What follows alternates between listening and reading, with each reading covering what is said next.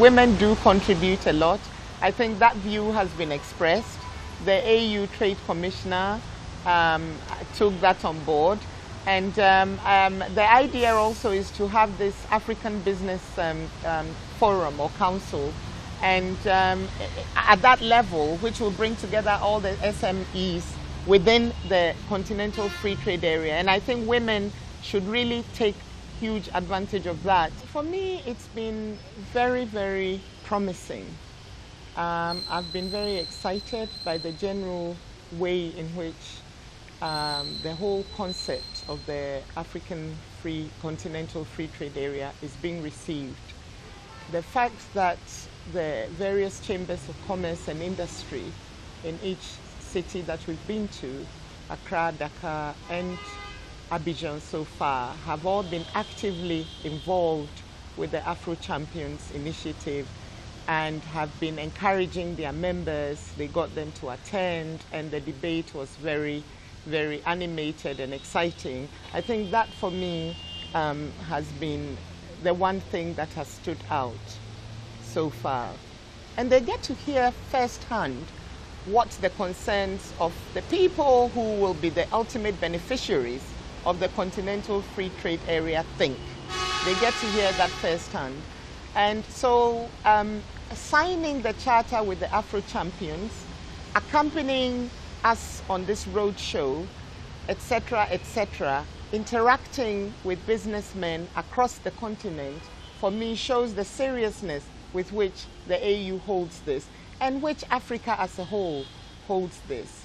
And I think, or I believe, and I'm convinced that this will be a success. It's not going to be yet another treaty that goes down in the books and then no one looks at it again, and then a lot of summits are held each year or every 2 years or whatever to just review it on paper. I think this time Africa is serious about freeing up barriers, about getting people to move freely across, whether individuals or businesses or professional establishments, and also, trading, looking at intra-African trade, yes, which is woefully lacking.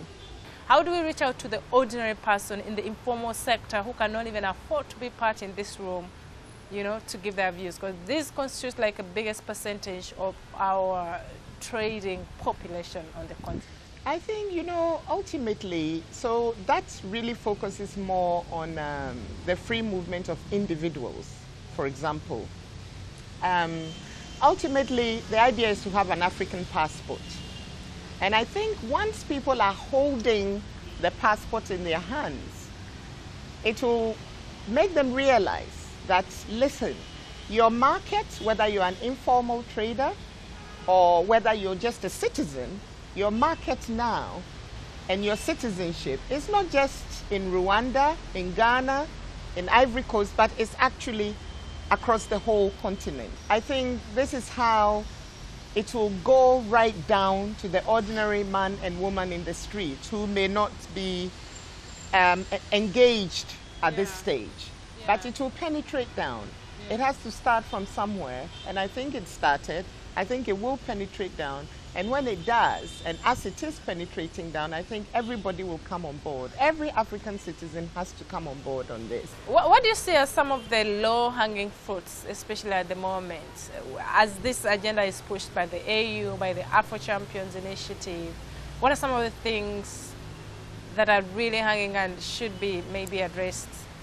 I think just the idea of moving your business across. I think if you're already maybe trading in 1 or 2 or maybe 2 or more countries in Africa, this now opens the barriers for you without having to, when it's fully materialized, of course, having to go through all the customs issues and the non-tariff barriers and all that. So for you, for a business like that, it will be a low-hanging fruit because you know what you've gone through to go into those 2 countries.